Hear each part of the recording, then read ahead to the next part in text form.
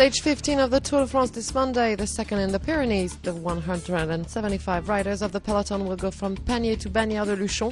That's 187.5 kilometers with 2 intermediate sprints, a Category 4 climb, 2 Category 2 ascents, and finally the Port de Balès pass, which is unclassified.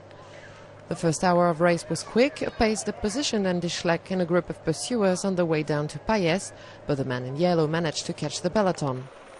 The riders were all together when they passed the Calabaille climb and the sprint in Clermont. There was some tension in the pack and none of the break attempts succeeded.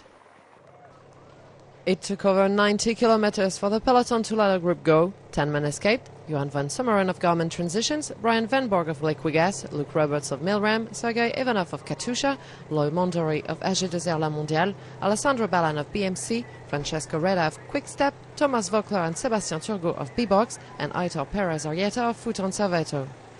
But the pack didn't leave too much advance to the breakaway riders, and at the bottom of the Porte d'Aspet pass, the gap was only 3 minutes 20. For his part, Mauro Santambrogio of BMC was forced to withdraw. That left 174 men on the tour. The 3 Frenchmen of the break, Voeckler, Turgot and Mondori, were the first to finish the second climb of the day. The gap has increased and the pack reached the top of the ascent 8 minutes and 15 seconds later.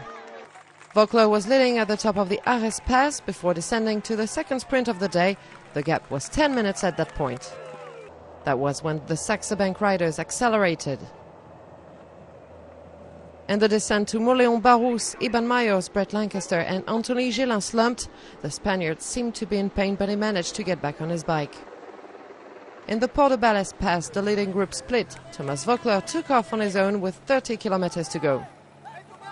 The Saxe Bank and Astana riders were leading the pack. Behind them, Nicolas Roche, 14th at the GC, punctured and had to produce a massive effort to come back, while the 30 or so men of the yellow jersey group were still enhancing the pace.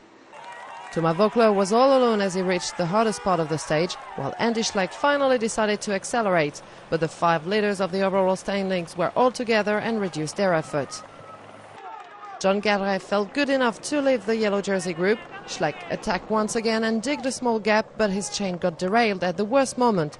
Contador didn't miss the chance to counter, followed by Sanchez and Menchoff. Voeckler reached the top, but the action was behind. Schleck pedaled as hard as he could and started the descent 20 seconds after Contador's group. In the descent, the ride was at breakneck speed. The French champion was flying to the victory. Voeckler offered the B-Box team their first success this year wearing his national colours. It's the 5th stage win for France in this 2010 Tour.